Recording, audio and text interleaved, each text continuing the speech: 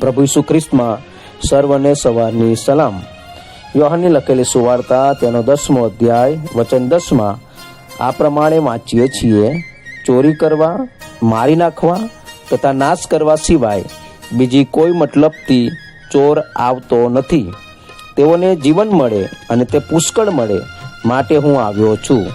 પ્રભુ ઈસુ ખ્રિસ્ત જ્યારે આ સંસારમાં આવવાના વિષયમાં બતાવી રહ્યા છે ત્યારે તેમના આવવાનો હેતુ પણ જણાવી રહ્યા છે. ચોર અથવા જૂઠા વડીલો, જૂઠા ધર્મના ઠેકેદાર કેવળ મનુષ્યને જૂઠમાં ફસાવીને સત્યથી દૂર રાખે છે.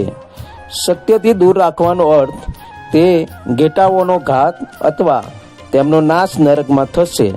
પણ પ્રભુ ઈસુ ખ્રિસ્ત જે સ્વર્ગથી ઉતરીને દેહધારી થયા તે કહે છે કે માર્ગ, સત્ય તથા જીવન હું છું.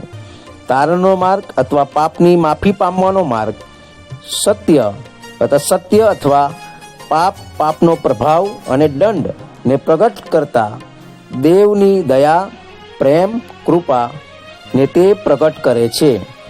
જીવન અથવા પાપની માફી પામીને દેવથી મેળમીળાપ પામો.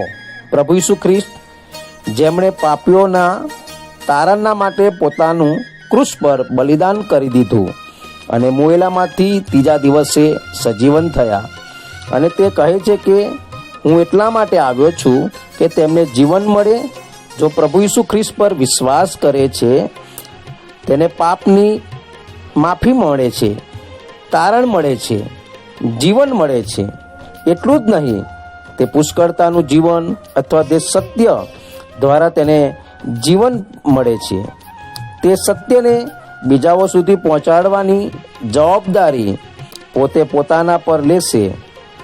આવું જીવન અને પુષ્કળતાનું જીવન પામવા દેવ તમારી મદદ કરે.